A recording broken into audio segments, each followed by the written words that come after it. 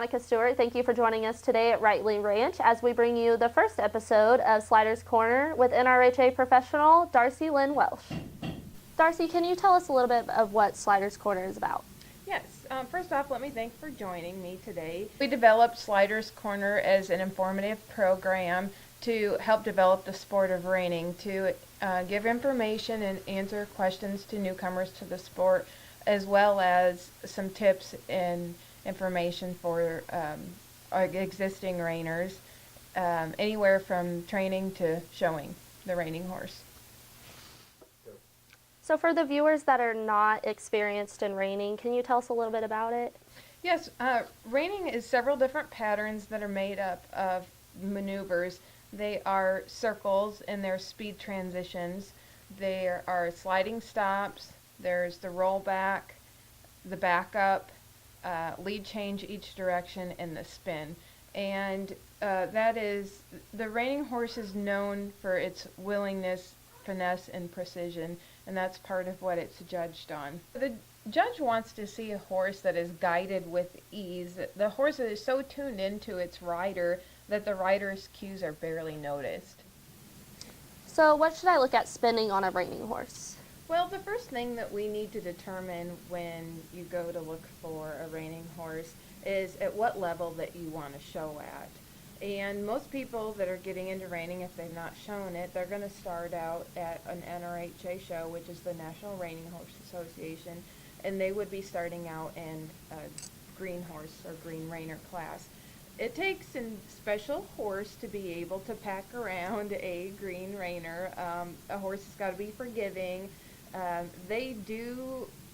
They're special in their own way, but they maybe don't cost as much as a horse that can go out and place and be competitive in the non-pro or the open division. Okay.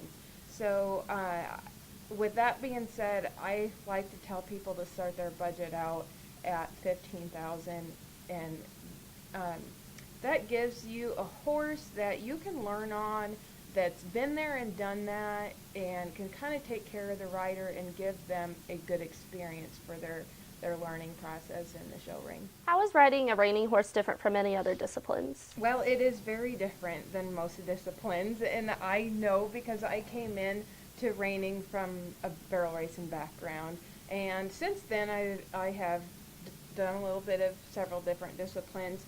And it's not real easy to jump on a reining horse and just get them to perform the maneuvers. And no matter how well trained the horse is. And I think one of the big things is that it tunes you into a whole new level of that horse. Like your awareness, you learn to ride so much more with your body and energy. And like I said earlier, a lot of this is due to you want your cues to be inconspicuous. You want it to look like you and the horse have the same mind in the saddle. Okay. Riding a reining horse takes the utmost horsemanship skills and brings a whole new dimension into riding once you learn it, and then it'll help you with riding any discipline outside of reining once you reach that level. What are the options if I want to get into reining but I can't really afford that much?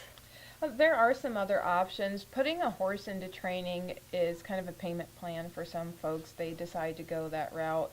They get to learn along with the horse. So there's pros and cons to it. You're not going to get in the show pen right away, but it'll be a payment plan, and you kind of can learn with your horse.